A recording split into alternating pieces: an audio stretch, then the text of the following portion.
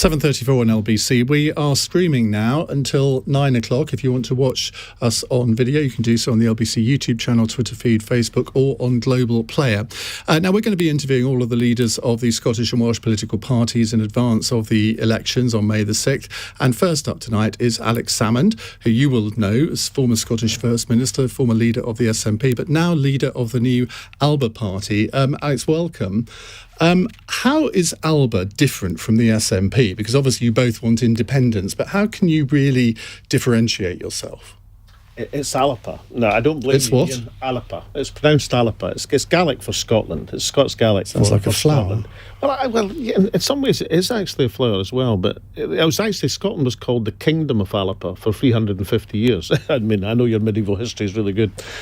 So Alba means Scotland, and of course it brings you up to the top of the ballot paper, which is another great advantage of it.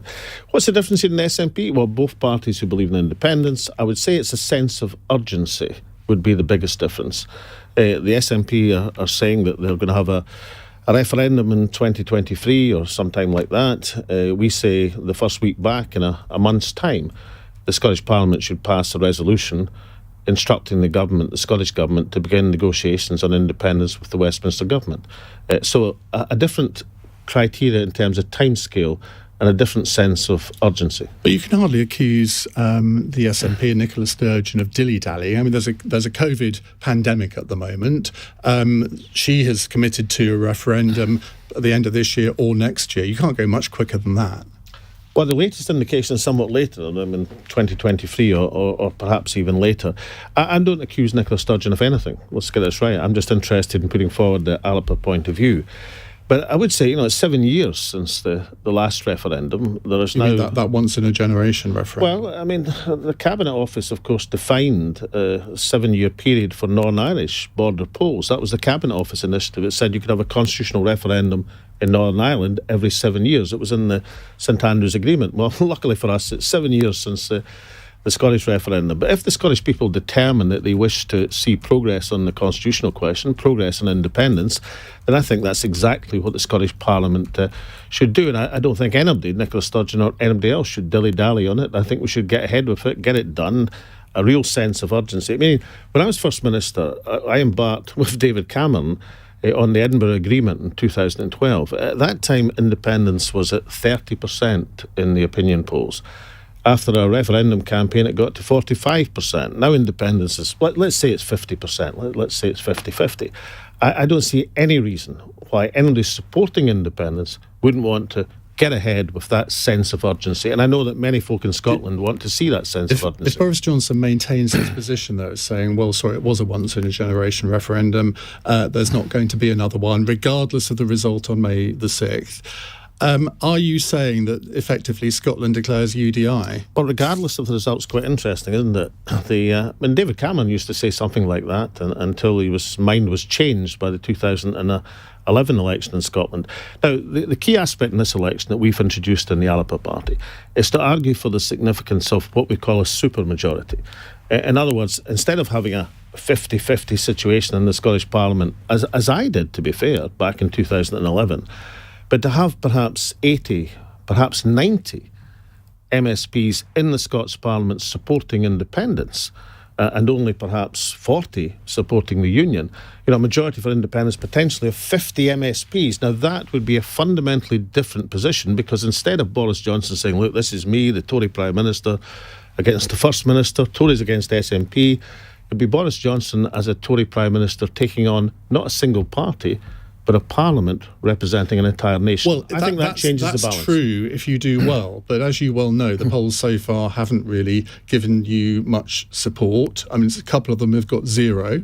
I mean, you'd get 0 seats. There's one out today, which I know you're going to turn me towards. I think it was commissioned by an organisation called Better in Scotland, which is an organisation obviously in favour of independence. No, it's a polling organisation. Come on, be fair. Well, no, panel based is the polling organisation. Yes, I know, but they commissioned it. Better in Scotland. Yes, I know, but when you know as well as I do, when you commission polls, you want a particular result. Oh, wait a minute. Not when you ask for party ratings, Iain. You can only say who you're voting for. But I mean, this poll says that you maybe get 5 or 6 seats. Now, that's not exactly a breakthrough, and it could be 5 or 6 seats that might have gone to the SNP. Well, excuse me, it is a breakthrough if you're starting from nothing, Ian. I mean, that's not breaking the mould of Scottish politics, is it? Well, I disagree, actually. This party, Alba, started 3 weeks ago. That was the public launch, almost 3 weeks this Friday.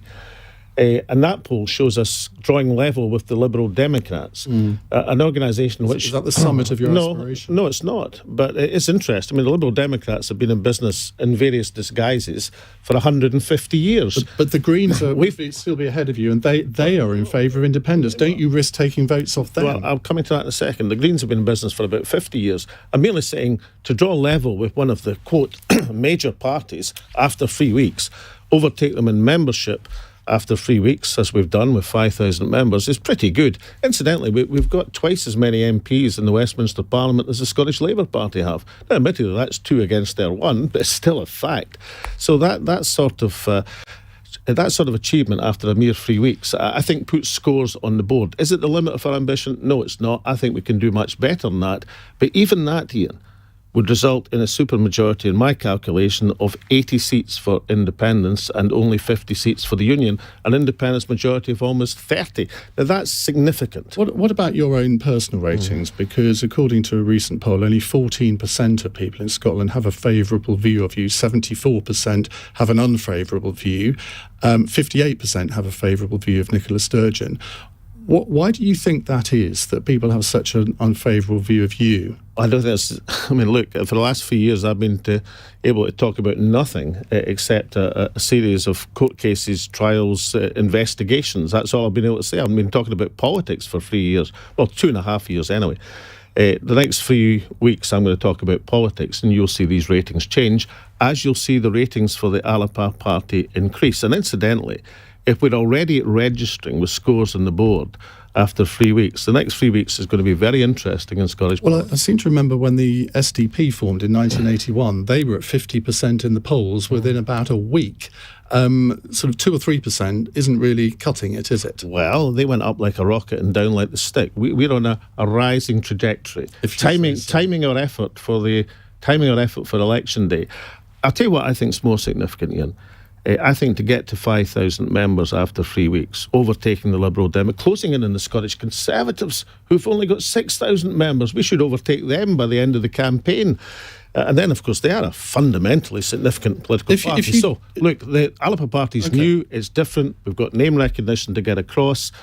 Can I guarantee we're going to be successful? Of course I can. Do I think we're going to be successful? Yes, I do. Let's take a little bit this way. We've got brave hearts and high hopes. Well, we'll come on to Braveheart in just a minute. On the day after you announced, Nicola Sturgeon said this. She said, whatsoever in saying this, but I think there are significant questions about the appropriateness of his return to public office, given the concerns that have been raised about his behaviour previously, but that's for voters to judge and decide. What significant questions do you think she was referring to? Well, I have no idea, but the most significant point about that is it's for voters to judge and decide. So let's let the voters judge and decide. She went on, she said, I know Alex Salmond very well. He makes big claims which often don't stand up to scrutiny. She said it was all about, and this is in quotes, self-interest and, dare I say it, ego.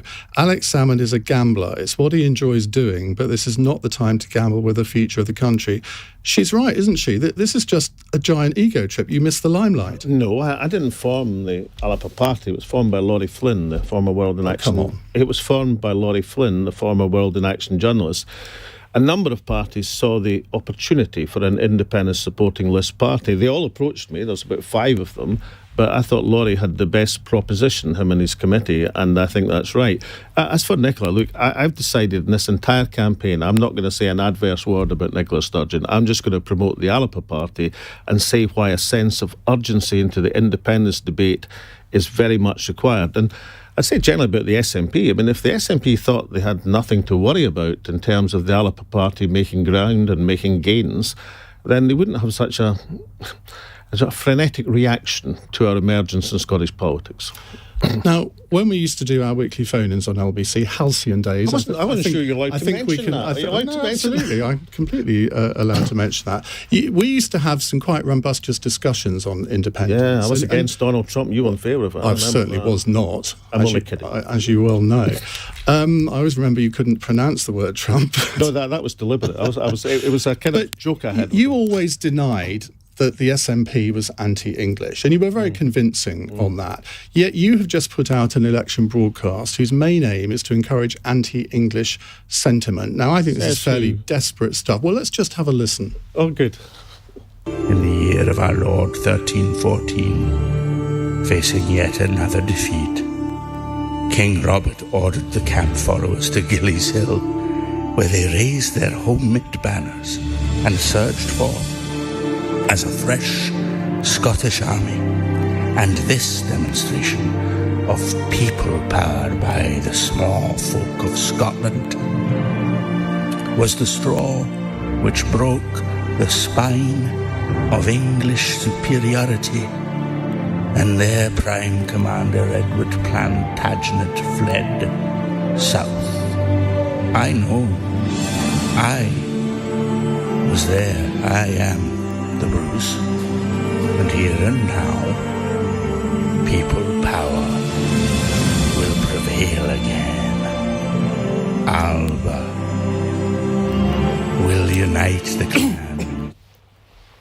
So are you Robert the Bruce, Braveheart, or just another politician desperate for attention, trying to mine the seam of what you think is anti-English sentiment? You missed the point entirely. This was a voiceover by Angus McFadden, who played Robert the Bruce in Braveheart, who also reprised the role in a film last year. And as Angus himself said, much of the script was tongue-in-cheek. But the serious point in the script was nothing about the English. The serious point which broke the spine of English superiority. No, okay, that's what happened at Bannockburn. That is the serious point.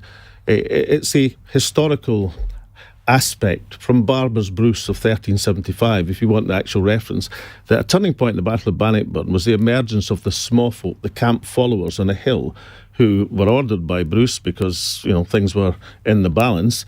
They were mistaken for a new, fresh Scottish army. That's what broke the spine of English resistance. You have to go back to the 1300s. The point that Angus makes in the film, slightly tongue-in-cheek, as he said himself, was comparing that with the small folk of today, the popular demonstration, the popular sovereignty, the 100,000 people who gathered in Edinburgh two years ago to demonstrate for Scottish independence. Now, that is a very reasonable point to make, that the issue here is going to be decided by popular sovereignty, by the people, by the ordinary people, the small folk of Scotland, not the politicians, not you, not me, the people, if they want independence. I thought it was beautifully made. It's now up to, I think, 350,000 viewers on the social media. Well, we've probably added a few more to it for you. Great. But listen, thank you for playing it, Iain. What you are, though, what you're portraying yourself as is Scotland's answer to UKIP. You are the Scottish Nigel Farage. You're trying to outflank the SNP on nationalism. It's fairly desperate. Well, okay, then, you and I had some robust discussions, but nothing like the discussions I used to have with Nigel Farage. I don't think we agree on anything. Alba is a social democratic party looking for economic progress and social equality with environmental responsibility. We're the very opposite of UKIP. We're also a party that does have a keen sense of Scottish history, Scottish culture, and we're a party who sees the urgency of national independence. The noblest cause in politics, to seek the independence of your country. That's nothing to do with Nigel Farage. Nigel Farage was seeking to take Britain out of the cooperation with other countries in Europe, which has turned out... You're trying to take Scotland out of the union with England. I think the parallel is obvious. No, we've discussed this many times. See, I think it's... Not for a long time. I think it's possible to be independent within an association of nations like the European Union. I think you can be an independent country within an association. You took a different view, as did Nigel Farage. I might say, on these aspects, you had much more in common with Nigel Farage than I did.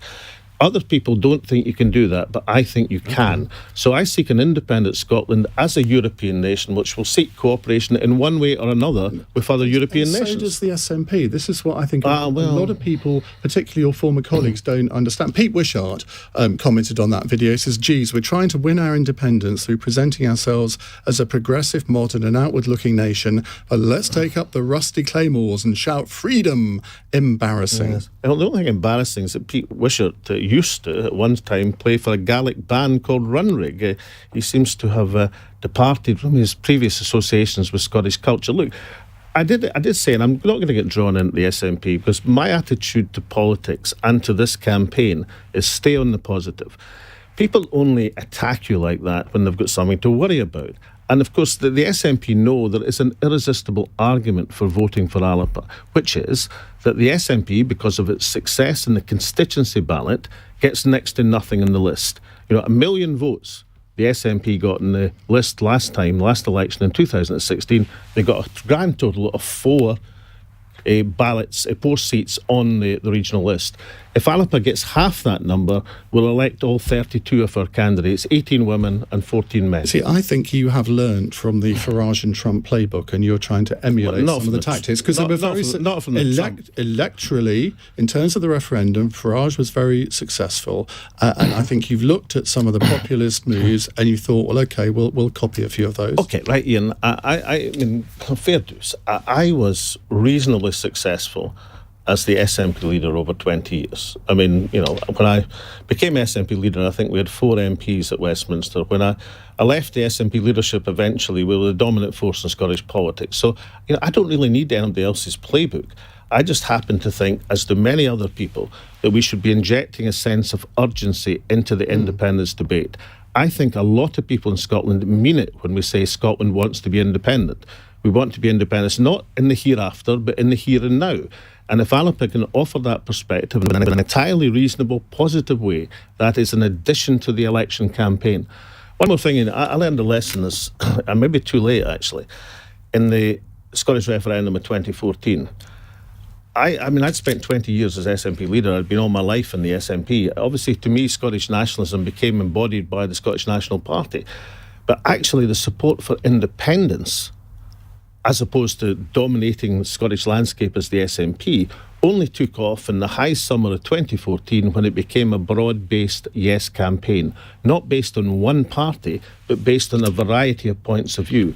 And if I was to compare Alba to anything, I would say it's the political embodiment of that broad-based yes campaign from the high summer of 2014, and it's a thoroughly positive and good thing. Okay, You and I had a little bit of a falling out when you decided to do a programme on RT Russia Today. I must admit, a little bit of me died when I heard you were doing that, because I thought I couldn't understand how someone with your reputation could just literally ruin it overnight by giving credibility to a channel which is a Russian propaganda channel. I'm not saying your programmes are a Russian propaganda outlet. I understand they're independently produced and all the rest of it, but you are giving that channel credibility just by appearing on it. Well, I'd say that this is where our disagreement lies. If you were able to look me in the face and say, hey, you work for RT and your programmes are directed in some sort of propaganda, you would have a point. But you and I both know that's not the case. But the channel generally is like that. Yeah, but let's talk about the programme. The programme is independently produced. I can honestly say in 3 years, I've never even had a whisper from RT what should and shouldn't. When I interviewed Peter Tatchell, for example, about gay rights in Russia during the World Cup, nobody in RT lifted the phone and says you shouldn't have interviewed him. We get to do what we like, when we like, how we like. Nobody gives us a recommendation. I'm not arguing with that. And they broadcast You are just a tame little puppy dog, because you give them credibility by the fact that your name is associated with the channel. Unfortunately, I take the view that, look, if the show originally was meant to be on ITV, I don't know if you know that, but their condition of putting it on was in a trial run, was that I went into the jungle, which I declined to do. It's absolutely I would love to have seen that. You might have loved to see it, but you want to talk about credibility. I think that would have been the end. But therefore, if a channel is willing to broadcast on the basis it's an independently produced show, we do what we like, we say what we like, then, and within the terms, of course, of Ofcom rules, as you and I both have to adhere to, and then I think that's fair enough, and therefore we do it. Let's just test this out. The poisonings in Salisbury, you seem rather reluctant to blame Russia for being behind those. Only in the BBC. 99% of the UK population knows that to be the case. Why is that? Well, the interview you're referring to was because I rather objected in the Scottish election campaign being told by the BBC that I should actually be talking about Russian international politics. The objection wasn't to talking about Salisbury and Russia. The objection was doing it in the BBC, where people are directed. And we're talking about freedom of broadcasting. There's precious little freedom of broadcasting, in my opinion, in the BBC. So my stance with the BBC is I don't think I would sit there and be directed by them. I'm not interested in your stance with the BBC. No, I'm interested in your views on the poisonings. I absolutely agree. I mean, look, I don't think that two GRU or GU agents, as it would be now, were in Salisbury to measure the tower length. Do you think Salisbury. Putin ordered those assassinations? Well, I think that's more difficult to establish, and I don't think that has been Do you think established. the Russian state was behind it? I think there was Russian involvement in the issue, and I also know... Do you think the Russian state was behind I don't know, but I know that the OPCW... Do you suspect? I know that OPCW put... Novichok substances into their banned list in November 2019. I think they were right to do so, and I think it's important that people adhere to the international standards in these matters. Do you think that the Russian state was behind? I don't know, Ian. What I do know is that there was... But all of there is enough evidence for you to say yes to that question. And the fact that you don't, I think, leads people to think... Absolute nonsense. I don't agree with your proposition. What I agree with, and what I'm happily prepared to say, is I do not believe that two people associated with the GRU were in Salisbury because they wanted to pay a visit to Salisbury Cathedral. I didn't think that was a particularly convincing story. I also agree that the international evidence established that Novichok should be added to the list of banned substances. I think that was a thoroughly good thing. What do you think 85,000 Russian troops are doing on the border of Ukraine? Well, I think there's a substantial international dispute between Russia and Ukraine, and I'm delighted that unlike President Trump, President Biden last night said he was looking for a secure and stable relationship with Russia. I think if an adult has come back into the room in the White House and we see some positive and progressive American diplomacy, I think the world will be a better But what place. do you think 85,000 troops are doing on the border of I think Ukraine? I think there's a military confrontation between Russia and Ukraine at the present moment, and I think it would be to everybody's benefit if there's a new relationship in international politics, hence my support for President Biden's remarks of last night. So you don't think that they're there to invade Ukraine? I mean, that's what it looks like, doesn't it? I'll tell you what I do think. I think if you and I and every other commentator, it takes the presidential remarks of last night as an indication we're going to have some proper progressive diplomacy to try and resolve international disputes in a peaceful way, then the world and you and I would be living in a happier place. Do you think Putin was behind the poisoning of Alexei Navalny? I think Mr. Navalny, if I was directing Russian politics, should be let out of prison and he should be allowed to contest elections in Russia to see the level of his support. That would be my argument. But do you think that the Russian state was behind that? I don't know, Ian, and you don't know either. And I'm delighted to talk with you about Russian politics because you talk to me about all sorts of things. But, you know... But you see, the thing is, I've asked you three questions now regarding Russia and Putin, and you've given me, at best, evasive answers on all three. I don't get evasive answers at all. I think I've said, you asked me a question, Mr. Navalny, I said he should be out of prison, he should be contesting elections. I have been able and willing and have done criticisms of Russia as I've criticised America and the United Kingdom. What I won't see, and I don't accept, Ian, is that proper interviews and questioning should be used as a blanket in the case of the BBC for what is no more than state-sponsored Russia-phobia. Final question I'm not on getting any this. time for it. If you're part of the Scottish government, which is possible, there might be some sort of coalition arrangement. It have to be against my wishes. Indulge me. But who would you like to be closer to, Biden or Putin? I think President Biden... Well, two things. One is that President Putin, according to reports, was asked by David Cameron to intervene on the no side of the Scottish referendum. That's widely reported at the time, and it was reported he said no. That President Obama was asked, and did of course intervene in the no campaign, or in support of the no campaign in the Scottish referendum. I heard President Biden being asked a question about Ireland, and he described himself as a friend of Ireland and the Irish state. I'm nourishing hopes that President Biden may be as much a friend of Scotland as he is of Ireland. So is your answer Biden rather than Putin? Well, look, I'll tell you what I think. I think that neither. It's quite simple. It's what because you can answer the question with one word: Biden or Putin. No, I think that neither President Putin nor President Biden, if you're asking me to be serious, should intervene in the Scottish constitutional debate.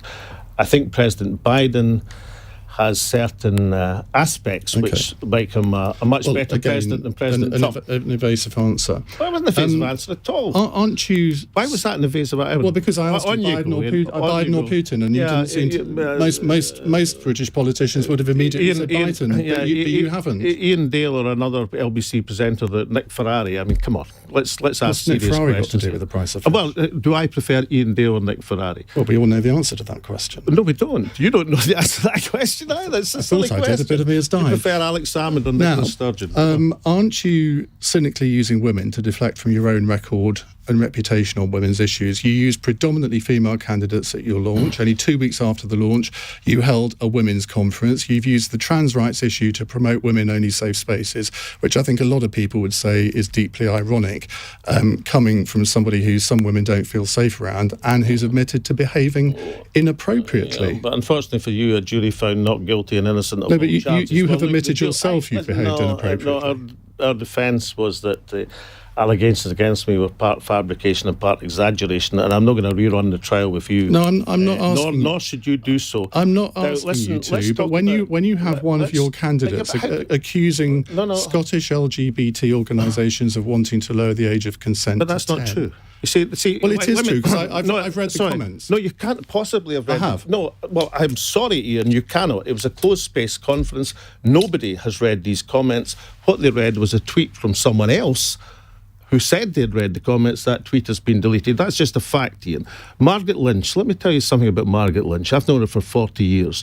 Through the Scottish Labour Party, the Labour Party, through a range of charities in Scotland. She'd been one of the strongest feminist voices in Scottish politics for that length of time. The idea that Margaret Lynch has a semblance of being anti-gay in any bone in her body is totally ridiculous, and you who don't know her shouldn't make that suggestion on this or any other programme. She's a fine candidate for the Alba different Party. LGBT organisations have reacted very angrily to this suggestion. And they didn't see her comments either, I'm afraid. Well, they've been widely reported, not just by one person. No, I beg your pardon. Her comments have been reported by no journalist, because no journalist in Scotland has seen these comments because it was a closed, safe space conference. What journalism in Scotland has done is taken a tweet from someone else ascribing comments to Margaret Lynch, which were not the comments, and despite the fact that's been said, do you take the wider point though that you do have a problem with women voters? Well, the trouble with your wider point is it just collapsed on an examination of the evidence. I take the point that there are 18 women, some of the strongest feminist voices in Scotland, in the Alba Party, and I'm proud to have them in our range of candidates. I also happen to believe that the Women and Equalities paper that was passed by that conference, which is one of the first policies of the Alba Party, is a valuable addition to the Scottish political debate. I think that many people in Scotland have a great difficulty with the proposals for self-identification, and I think the voices of women deserve and merit being heard, and I think the proposal to take it to what's called a citizens' assembly, where these things can be discussed in a sensible, progressive manner, as opposed to banter on the internet, which you and I both know is the most destructive way for political discourse, is an excellent proposal that deserves serious consideration by somebody like yourself. Now, I'll just show you how bad this is. There is a Scottish journalist called Jerry Hassan, right? His name's not important for any reason. Today he accused the Alba Party of homophobia, looking at a picture of 4 Alba Party candidates. 2 out of these 4 are openly gay. Either an MP and an MSP, has been an MSP and trying to be it. Now, if somebody has got the temerity to accuse people who are openly gay of campaigned on that basis for election some journalist, presumably because he didn't know. So that is how bad we have come to in terms of contemporary reporting in Scottish politics. I can take that. And you are quite right to say you were cleared of the charges that were laid against you. That's kind of important, in the court. It is, of course. I understand that's important. It's called a jury. I understand that's important. But when you yourself have admitted inappropriate behaviour in the past, your own barrister in an overheard conversation on a train made some fairly sort of right comments about you, that you can understand why some people are a little bit dubious about your record with women. Right. Well, clearly some of the strongest feminist voices in Scottish politics are not, otherwise they wouldn't be Alba Party candidates. And I think that's an indication of how seriously Alba takes the issue.